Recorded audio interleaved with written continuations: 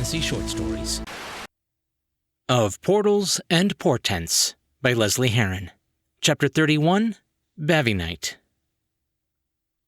Her right hand dug deep trenches in the mud as Undine dragged herself free from the river.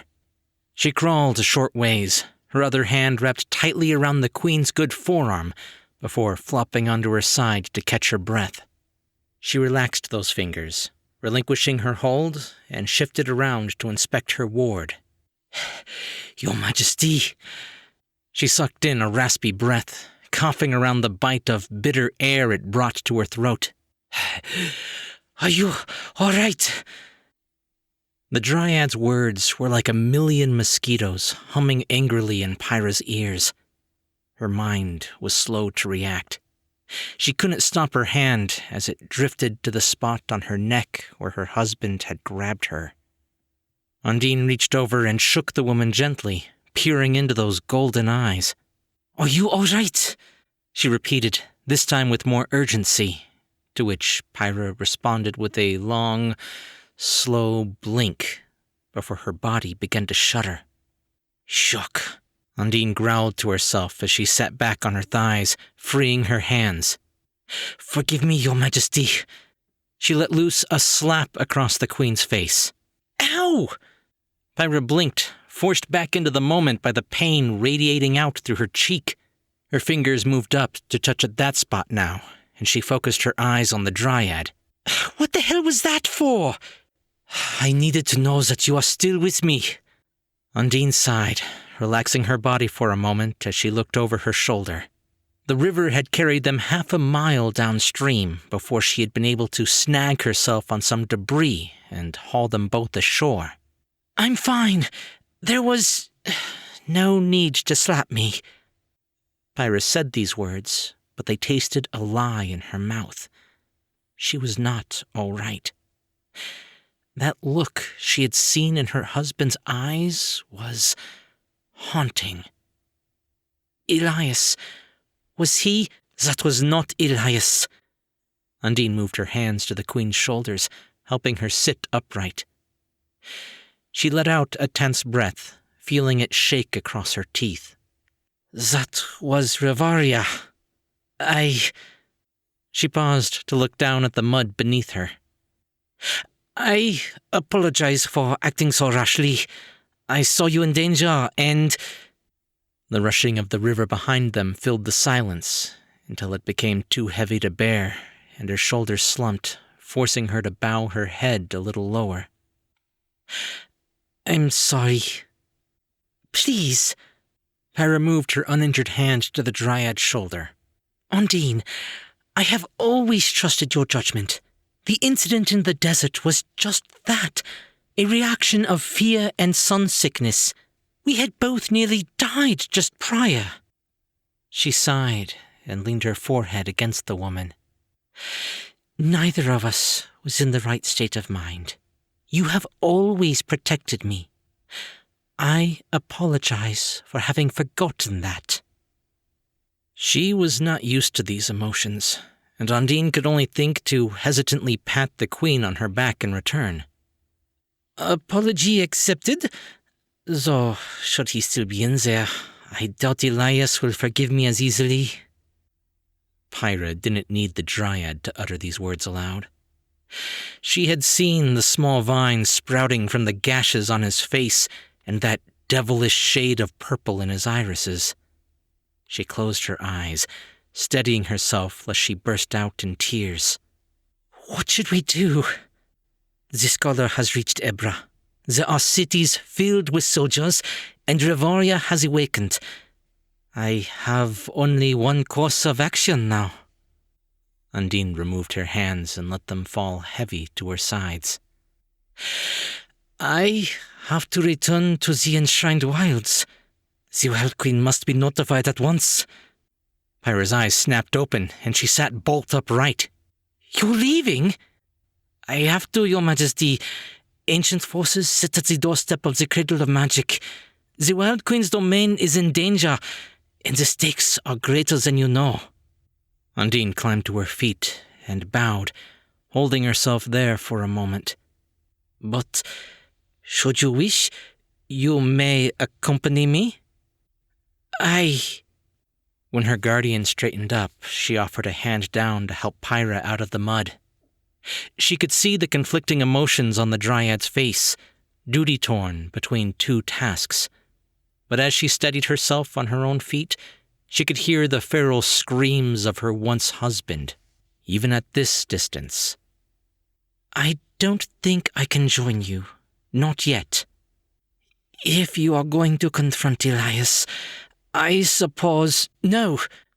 Pyra could read the Dryad's hesitation, and with a smile she gestured back upriver.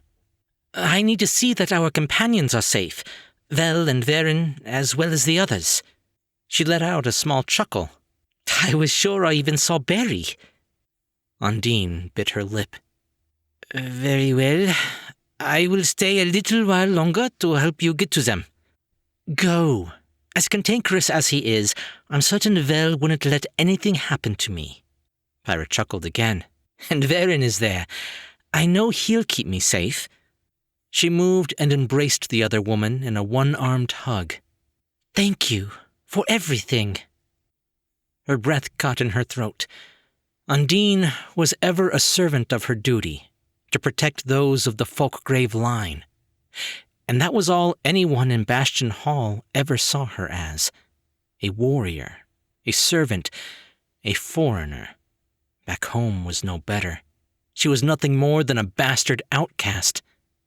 Something as small and simple as a hug was something she had never experienced in her life.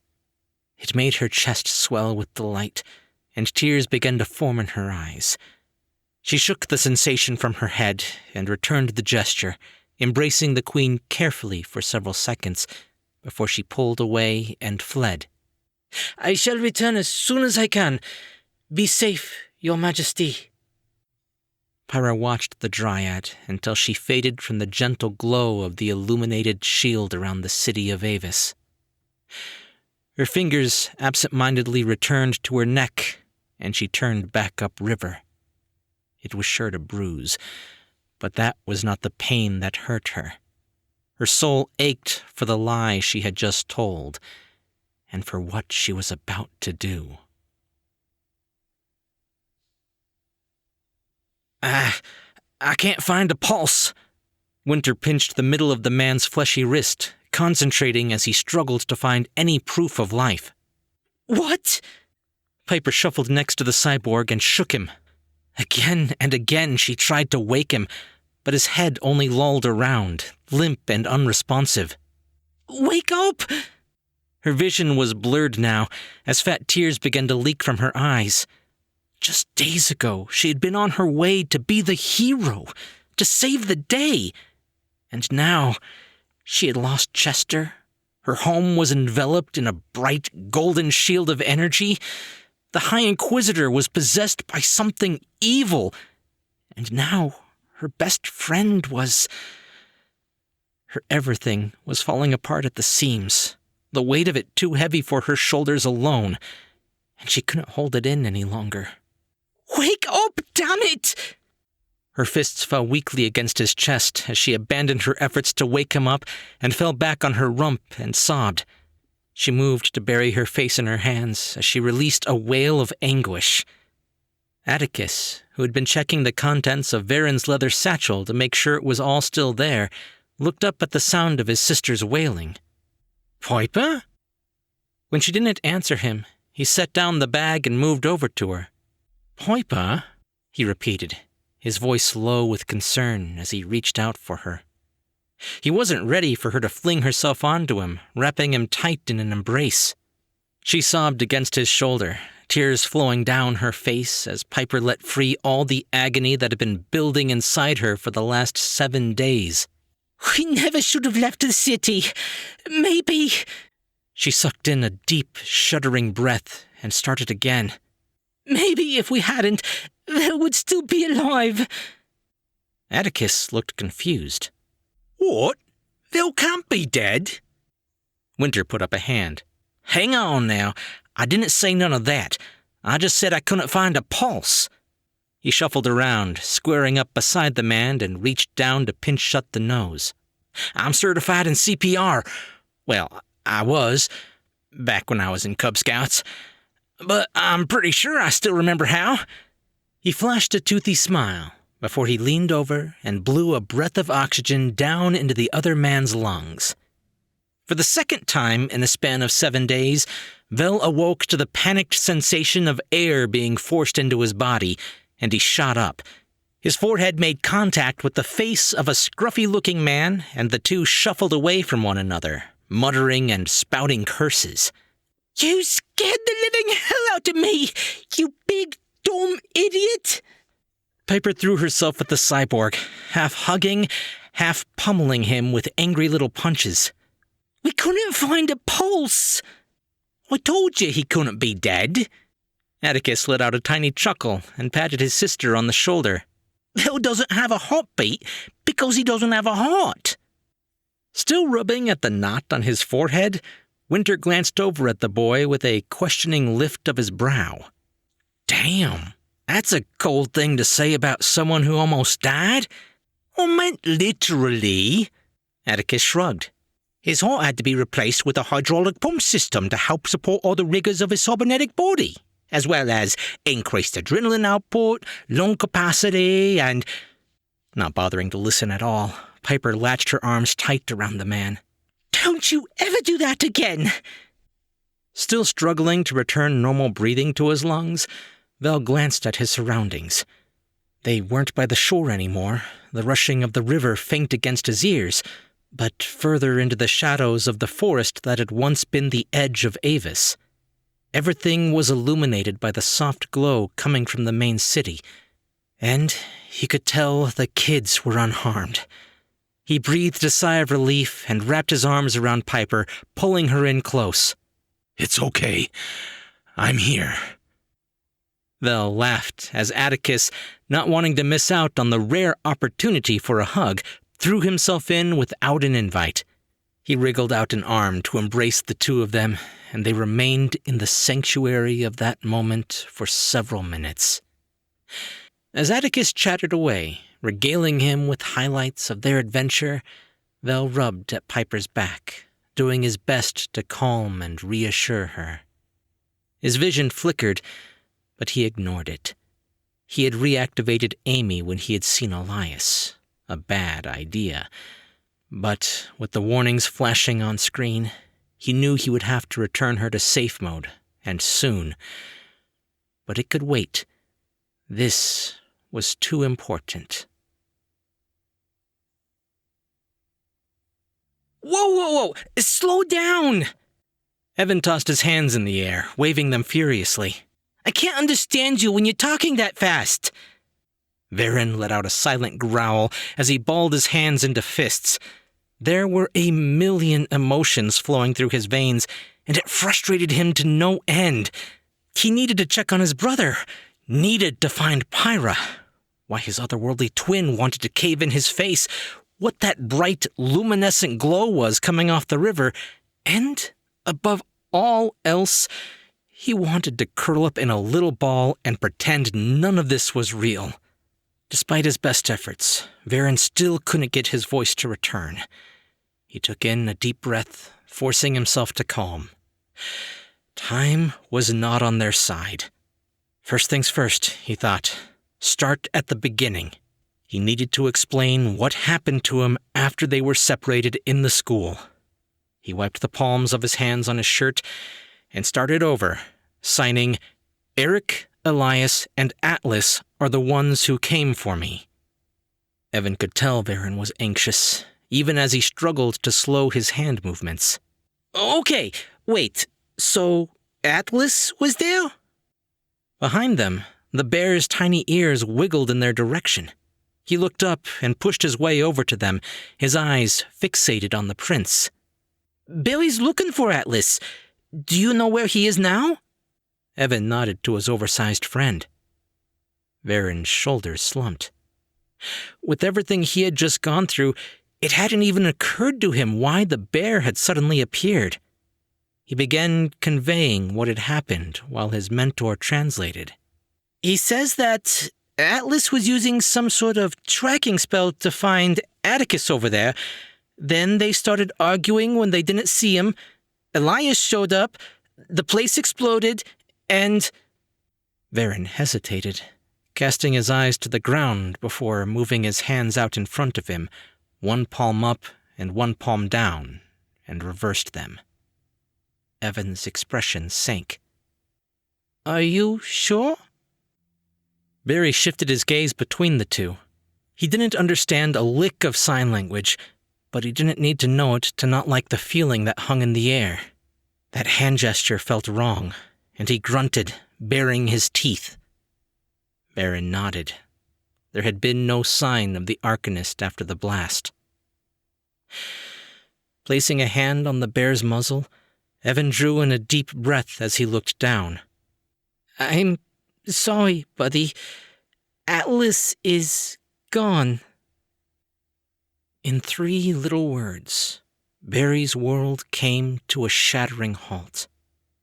No, he didn't hear that right. He couldn't have.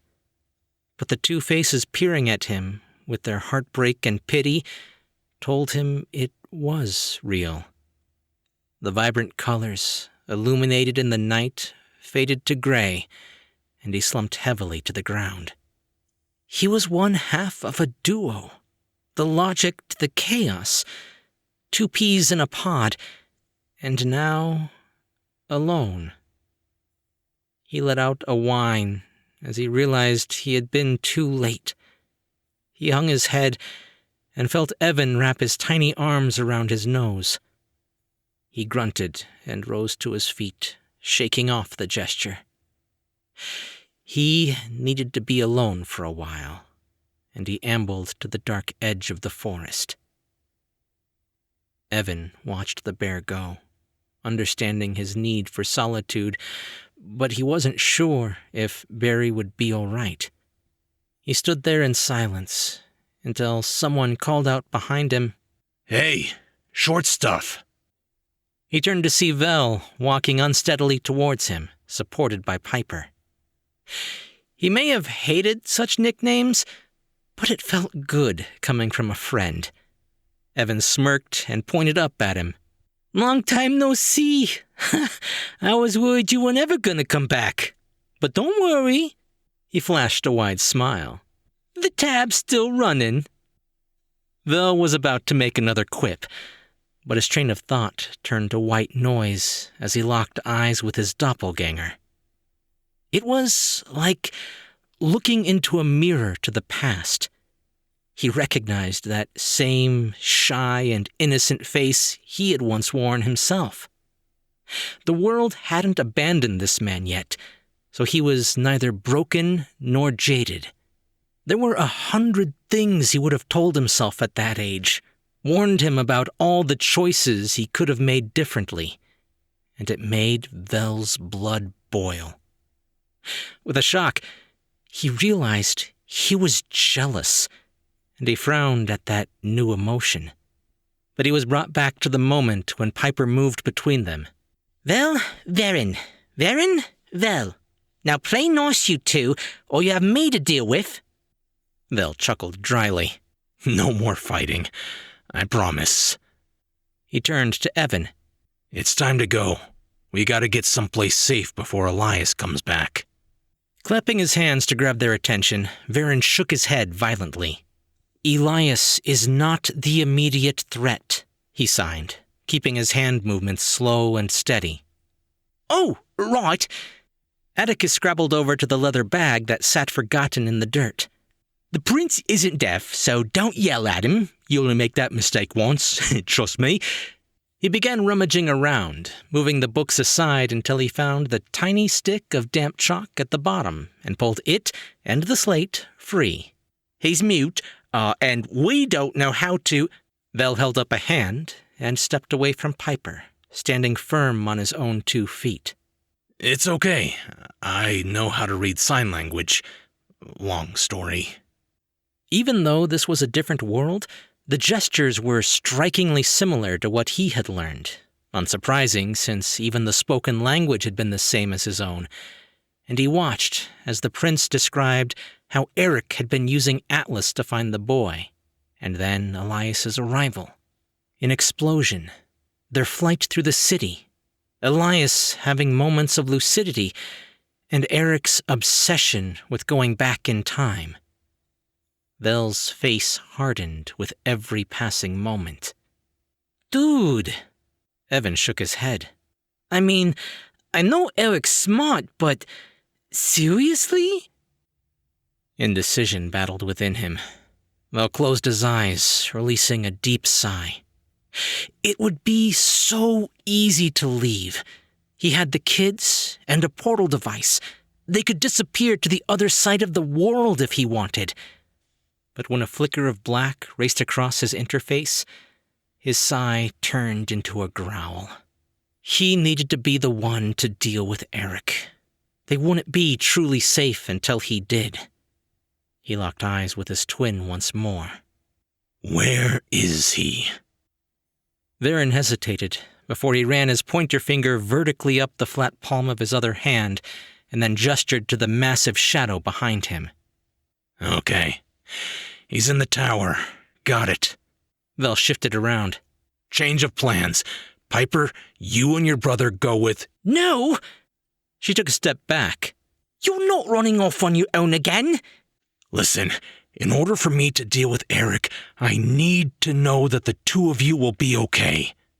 Vel shifted his gaze over to Atticus and dug a hand into his pocket, pulling out the portal device and the folded sheet that was the bizarre operator's manual that Akaz had made for him. "Take this and use it to get somewhere safe." "Nuh-uh!" Piper pushed that hand away, as if keeping him from handing over the device would prevent the cyborg from leaving. "We just got reunited. I'm not going to let you head off into danger."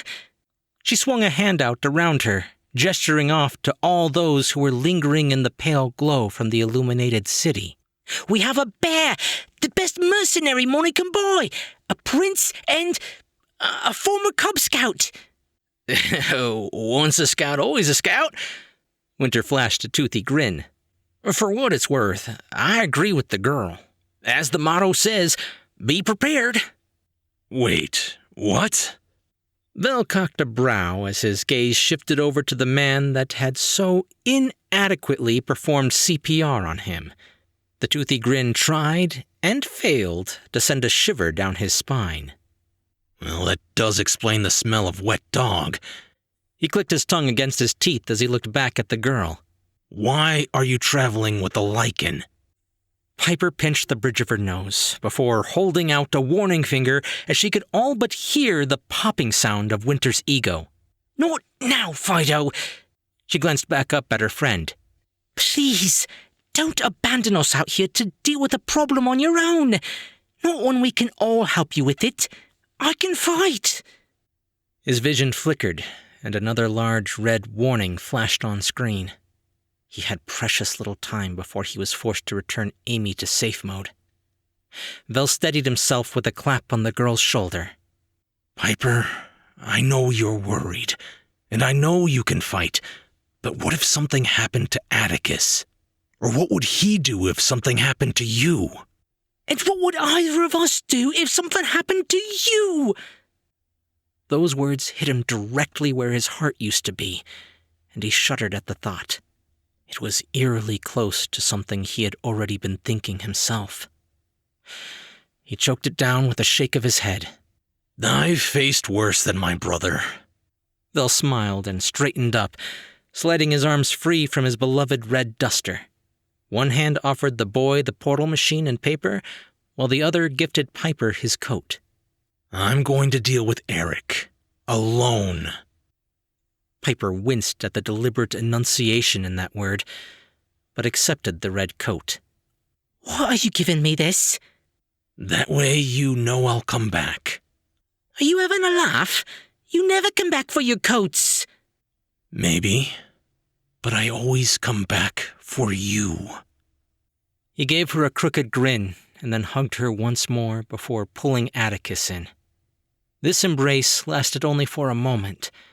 Vel had far too much to deal with. If he stayed any longer, his willpower would falter, and he'd end up leaving with them. Evan, Varen, and, Wolf Man. Hey! Go with them and keep them safe. Vel gestured to the kids. Maybe head for one of those twisted camps? He wasn't sure if that was the proper term, but good etiquette would have to wait. They have resources and... Varen closed the distance between him and his twin and halted his words by grabbing the man on his shoulders. He shook his head and spelled out Pyra's name before pointing to the river. He then gestured to the tiny merc and began to sign that Evan could take care of the kids. Vel growled, pushing the prince out to arm's length. Listen, Junior. I've been traveling with Pyra for several days now, and if there's only one thing I know about her, it's that she doesn't need a hero to save her. She's perfectly capable of rescuing herself. But the kids? He looked over to the siblings for a moment and then back. What if that thing inside Elias goes after them again? When the prince only spared Piper and Atticus a glance before looking back to the river, Vel rolled his eyes. He recognized that stubborn look. There was something more there than he let on. Figures. His vision flickered once again. He did not have time for this. Reading a language was far different than speaking one, and this was a bicycle he hadn't used in a long time. But, as rusty as he was, the hand movements and gestures came back to him as Vel signed his words so that the kids couldn't overhear him. He didn't want them to worry, and Piper would worry if she knew. He told the prince that if he couldn't make it back to his little family, they were going to need him to step up and take his place. Varen was the version of him that hadn't given up yet, and maybe he could be the version they needed, the version they deserved. Piper was no fool. She could tell something was up, and she grabbed hold of Vel, pulling him back. What are you plotting? You better not be thinking of doing some stupid heroic gesture or something. Of course not. I was just giving him a pep talk, that's all. She narrowed her eyes, staring at him for a long second before she glanced down at the tiny merc, looking for confirmation. Evan, who had understood just about everything, gave her the most convincing smile he could muster. Yep, a pep talk, just like he said. Now, let's get out of here before Rivalia comes back. But as soon as the kids turned away, he looked up at the cyborg. Their gaze met for a moment, before he saw the hint of a sad smile in those mismatched eyes. He knew Vel well enough that he could tell he was planning to do something stupid. He was going to miss his friend.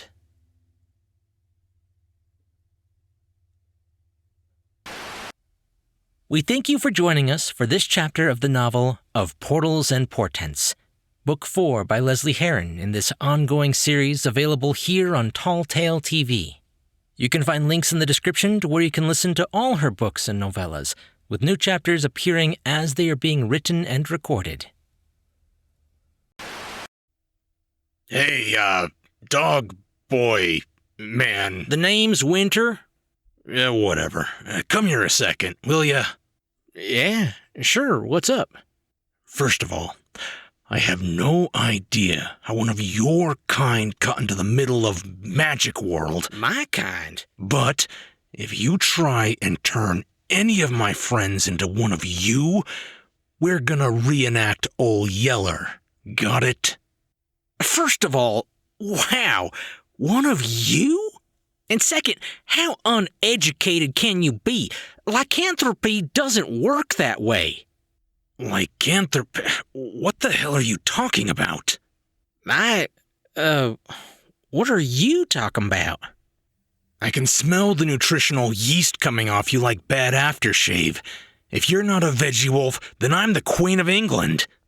Oh, you mean... Yeah, keep the tofu to yourself. If I come back and start getting earfuls from the others about how mayonnaise is murder or something, we're going to have a problem. Got it? Well, actually, now that you mention it, mayonnaise... Not listening.